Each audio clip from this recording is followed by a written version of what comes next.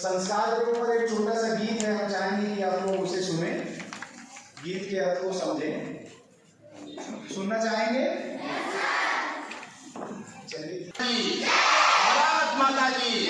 संस्कार परिपाटी घर घर जाए मनाई, युग ऋषि ने उज्ज्वल भविष्य की ज्योति अखंड जलाई, ज्योति अखंड जलाई। फिर से संस्कार परिपाटी घर घर जाए मनाई, युग ऋषि ने उज्ज्वल भविष्य की ज्योति अखंड जलाई, ज्योति अखंड जलाई। क्या वह परंपरा है जिसने घर घर दिए जलाए, क्या वह परंपरा है जिसने घर घर दिए जलाए।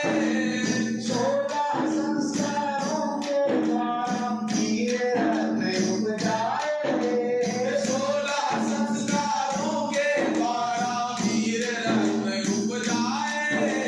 और बच्चों आप लोगों में से ही दो प्रहलाद राम लक्ष्मण सब इस ज्योति के गाए, ध्रुव प्रहलाद राम लक्ष्मण सब इस ज्योति के जाए।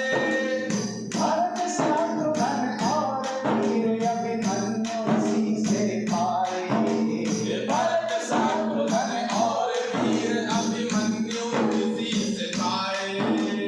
नौनिहाल बच्चों की फिर से नौनिहाल बच्चों की फिर से इस विधि करो कढ़ाई, इस विधि करो गढ़ाई, युग ऋषि ने उज्ज्वल भविष्य की ज्योति अखंड जलाई, ज्योति अखंड जलाई। फिर से संस्कार परिपाटी घर घर जाए मनाई, घर घर जाए मनाई, युग ऋषि ने उज्ज्वल भविष्य की ज्योति अखंड जलाई, ज्योति अखंड जलाई। क्यों जन्मे कैसे दुनिया में यह मनुष्य तन पाया, क्यों जन्मे कैसे दुनिया में यह मनुष्य तन पाया। माता पिता बंधुओं तक ने कुछ भी नहीं बताया, माता पिता बांधवों तक ने कुछ भी नहीं बताया। ऋषियों ने था पहले से ही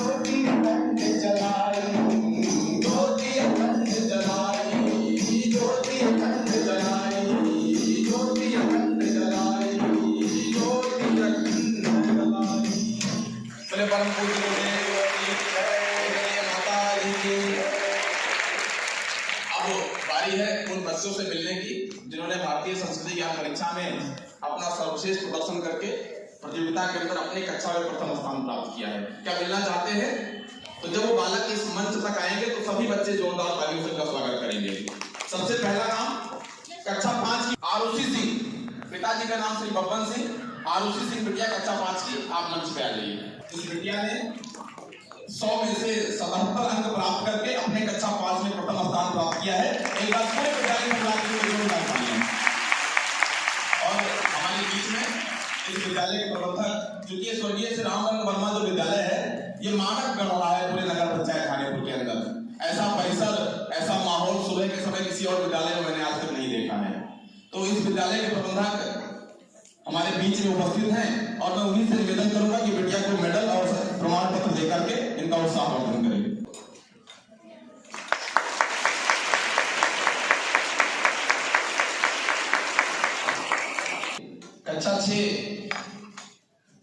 कक्षा 6 में जिस बिटिया ने प्रथम स्थान प्राप्त किया है, अक्षरा सिंह, पिताजी का नाम श्री मनीष कुमार सिंह।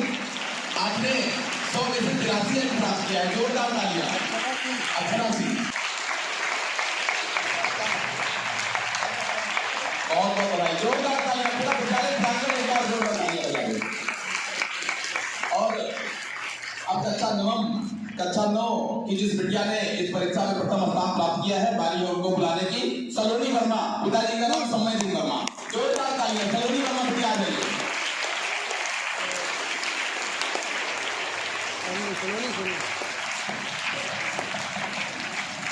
बहुत बहुत बधाई। अब कक्षा 10 की जो है बिटिया है पूजा तिवारी, पिताजी का नाम श्री मातासरम तिवारी। आप आ जाइए, आपने कक्षा 10 में प्रथम स्थान प्राप्त किया।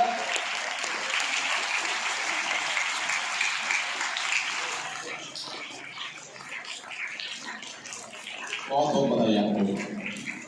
कक्षा 11 में जिस बालक ने प्रथम स्थान प्राप्त किया है, हरिओम गुप्ता, पिताजी का नाम राजेश्याम गुप्ता, जोरदार तालियां। 12 में प्रथम स्थान प्राप्त किया है, बिटिया का नाम शारदा वर्मा, पिताजी का नाम नरेंद्र बहादुर वर्मा। आप आ जाइए मंच पे। शारदा वर्मा,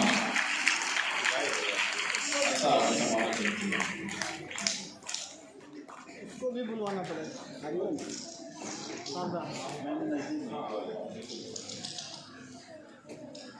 तो अखिल विश्व गायत्री परिवार शांतिकुंज हरिद्वार प्रत्येक वर्ष पूरे भारत के 18,000 से अधिक विद्यालयों में ये प्रतियोगिता कराता है और इसका उद्देश्य केवल मेडल बांटना, प्रमाण पत्र देना नहीं है। हम चाहते हैं कि हमारे बच्चे भारतीय संस्कृति से परिचित हों। भारतीय संस्कृति क्या कहती है कि जब बच्चा जन्म लेता है, जब बच्चा अपनी माँ के गर्भ में आता है, केवल 4 माह का होता है, तो सबसे पहला संस्कार होता है पुंसवन संस्कार। जितने वरिष्ठ लोग यहाँ पर हैं वो जानते होंगे। सबसे प्रथम संस्कार है भारतीय संस्कृति का, उसका नाम है पुंसवन संस्कार। माँ के गर्भ में जो बच्चा होता है वो देव पुरुष निकले, इसलिए मंत्रों द्वारा देवताओं का आह्वान किया जाता है कि जो बच्चा गर्भ में आने वाला है, ये जब बच्चा पृथ्वी पर जन्म ले तो उसके अंदर की आत्मा देवात्मा हो। क्योंकि बुलाने पर कौन आता है? बुलाने पर भगवान आते हैं। बिना बुलाए कौन आता है? बिना बुलाए चोर उचक्के राक्षस आ जाते हैं। तो आप बताइए कि अगर आपके घर में कोई नया मेहमान जन्म लेने वाला है तो उसे बुलाना पड़ेगा ना। तो इसीलिए सबसे पहला संस्कार होता है पुंसवन संस्कार। उसके बाद जब बच्चा जन्म ले लेता है और 12 दिन का हो जाता है, तो आजकल लोग क्या करते हैं 12 दिन पे? बरही करते हैं। बरही का नाम क्या है? भारतीय संस्कृति के 16 संस्कारों में सबसे पहले पुंसवन, दूसरा संस्कार क्या है? नामकरण संस्कार। उसको आज हम लोग बरही बोलते हैं। बरही में सब कराते हैं, डीजे से लेकर के खाना पीना सब होता है, लेकिन जो होना चाहिए वो नहीं होता है। नामकरण नाम कौन देता था? गुरु शिष्य परंपरा में जिस पीठ से या जिस आश्रम से हम अपनी गुरु दीक्षा लिए होते हैं, वो गुरु हमारे बेटे का नाम देता था और उसे बोलते थे नामकरण संस्कार। उसके बाद एक संस्कार होता है मुंडन संस्कार। मुंडन संस्कार का नाम क्या है? हम लोग आज मुंडन जानते हैं उसको बोलते हैं चूड़ाकर्म संस्कार। क्या बोलते हैं? चूड़ाकर्म संस्कार। इसलिए बता रहा हूं कि वर्तमान समय के अंदर जब आप कहीं जाएंगे इधर उधर, तो आप अगर हिंदू अपने आप को गर्व से कहते हैं, भारतीय अपने आप को गर्व से कहते हैं, तो कोई सामने वाला व्यक्ति आपसे पूछ लेगा तो आप नहीं बता पाएंगे, तो समाज में उपहास बनेगा। इसलिए जानना जरूरी है। चूड़ाकर्म संस्कार। चूड़ाकर्म संस्कार क्या होता है? आपके बाल आपके शरीर से हटा दिए जाते हैं और आधुनिक विज्ञान भी ये मानता है कि बाल में पूर्व जन्म की मेमोरी होती है। पहले तो हम लोग बताते थे तो हमको मूर्ख समझा जाता था। आज का मॉडर्न साइंस का कहता है कि हमारे बाल सबसे अधिक मेमोरी इकट्ठा करते हैं। तो आप इन सब चीजों को जानिए। उसके बाद उपनयन संस्कार, यज्ञोपवीत संस्कार, ऐसे करके 16 संस्कार होते हैं। तो जितने भी बालक यहाँ पढ़ रहे हैं, मैं निवेदन करूंगा कि आप अपने घर पर बताएं कि माता जी मेरा नामकरण संस्कार तो नहीं हुआ, लेकिन चूड़ाकरण संस्कार, यज्ञोपवीत संस्कार ये जरूर होना चाहिए। और हमारे गुरुदेव कहते थे कि जीवन में कुछ मनाए या ना मनाए, 2 दिन जरूर मनाइए, जन्मदिन और विवाह दिन। इस दिन आपको याद होता है कि इस पृथ्वी पर क्या लक्ष्य लेकर के हम पैदा हुए हैं। तो हमारी जो गायत्री परिवार की शाखा मुजैना है, ये प्रत्येक बच्चे के जन्मदिन पर दीप यज्ञ कराती है। तो जिन बालक का जन्मदिन हो, हमारे इस अखिल विश्व गायत्री परिवार मुजैना शाखा के समन्वयक श्री शुभम सोनकर जी एवं सह समन्वयक श्री अजय जायसवाल जी, आप इनको सूचना दे दीजिए और आपके घर पे आपके जन्म दिवस के दिन दीप यज्ञ एवं भजन संध्या का आयोजन होगा। केक काटिए, पार्टी करिए, कोई बुराई नहीं है उसमें, लेकिन अपनी मूल चीजों को मत छोड़िए। मूल चीज जो है यानी कि अपनी जड़ से मत अलग हो जाइए। तो दीप यज्ञ का आयोजन समय समय पर हम लोग करते रहते हैं। अभी रामप्रकाश मिश्रा भैया जी के यहाँ उनके बालक का जन्मदिन था, 15 तारीख को हम लोगों ने वहां पर दीप यज्ञ का बहुत बड़ा आयोजन किया। तो आप लोगों में से जिनका दीप यज्ञ, जिनका जन्मदिन पड़े, जिनका विवाह दिन पड़े, आप एक बार दीप यज्ञ और भजन संध्या से शुरुआत करिए। बाकी इस परीक्षा को सकुशल संपन्न कराने के लिए इस विद्यालय परिवार का मैं बहुत बहुत धन्यवाद करता हूँ। और मैं चाहता हूँ कि हमारे बीच में इस विद्यालय के प्रबंधक मौजूद हैं, कुछ उनके शब्दों से भी अखिल विश्व गायत्री परिवार के विषय में और हम लोगों की कार्यशैली के विषय में कुछ शब्द। बहुत बहुत धन्यवाद।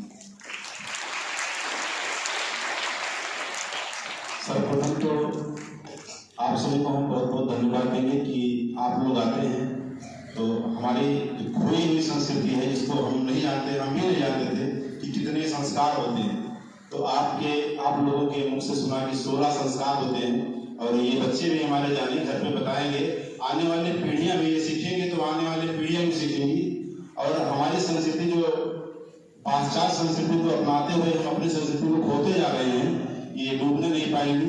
और हमारे देश को पहले विदेशों में सबसे उच्च माना जाता था।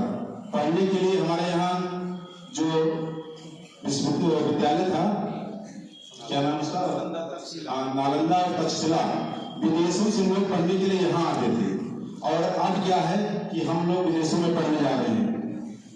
वहां से आने के बाद में जो हम यूनिवर्सिटी की डिग्रियां लेते हैं, उसका भी यहाँ परीक्षा देने के बाद में फिर एंट्री होता है, तो हम यहाँ पे प्रैक्टिस या किसी सरकारी नौकरी में जा सकते हैं। और यहाँ आने के बाद में जब वो विदेश वाले जाते थे, उनको कोई सर्टिफिकेट की जरूरत मांगनी पड़ती थी। यहाँ के सर्टिफिकेट को वो सर्वमान्य मानते थे।